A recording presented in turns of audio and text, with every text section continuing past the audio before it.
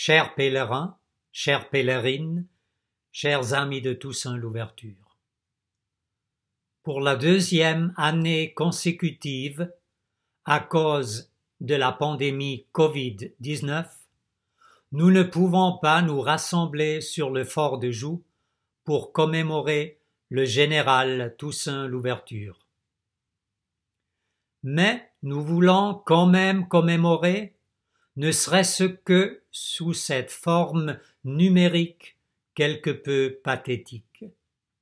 Aujourd'hui, le 7 avril, jour anniversaire de la mort de Toussaint Louverture, je voudrais signaler une réalisation plutôt méconnue du grand homme. Je cite ce livre hautement recommandable de Sudhir Hazareesingh, Black Spartacus, The Epic Life of Toussaint Louverture, publié l'année dernière par Penguin. Je cite: Toussaint chercha à développer le sens de l'esprit public parmi les citoyens par la création d'écoles primaires, un élément majeur de son programme républicain pour la régénération sociale de Saint-Domingue. Il s'efforça de faire en sorte que chaque localité ait un maître d'école capable d'apprendre aux enfants à lire et à écrire.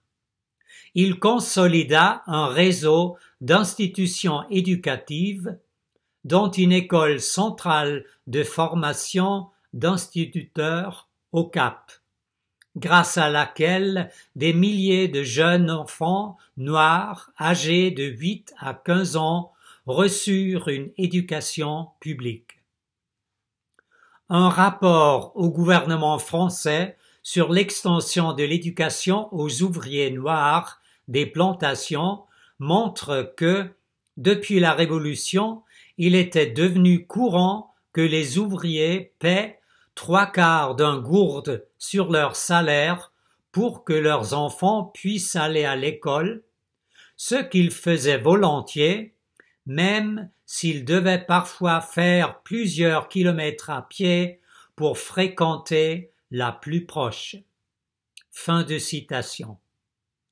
C'était en 1799. En d'autres termes, Toussaint, dans ce qui allait devenir Haïti, était déjà en faveur de l'instruction publique obligatoire, alors que la plupart des pays européens se demandaient encore si c'était une bonne chose d'éduquer le peuple ordinaire ou s'il ne valait pas mieux les laisser ignorants, soumis et sous la domination de l'Église.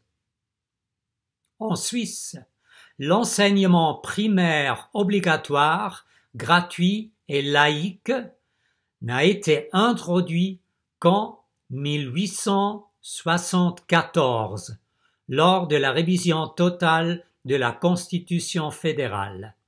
En France, il faut attendre 1882 pour qu'il en soit de même avec une loi introduite par Jules Ferry. Alors, pour conclure ce petit discours du 7 avril, ajoutons le petit mais important mot éducateur aux célèbres mots par lesquels l'abolitionniste américain Wendell Phillips a fait l'éloge de Toussaint Louverture en 1861, l'année où la guerre civile américaine a éclaté. Je cite: Mais dans 50 ans, lorsque la vérité se fera entendre, la muse de l'histoire choisira Phocion pour les Grecs, Brutus pour les Romains, Hampton pour l'Angleterre, Lafayette pour la France.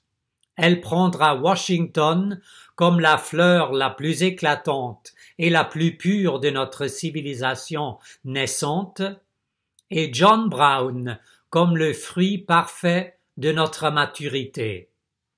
Et alors, Plongeant sa plume dans les rayons du soleil, elle écrira sur le ciel clair et bleu, au-dessus de tout, le nom du soldat, de l'homme d'État, du martyr et de l'éducateur Toussaint Louverture. Fin de citation. Maintenant, je vous salue tous et toutes chaleureusement, en espérant que nous nous retrouverons le 7 avril 2022 au Fort de Joux, face à face, main dans la main, épaule contre épaule et joue contre joue.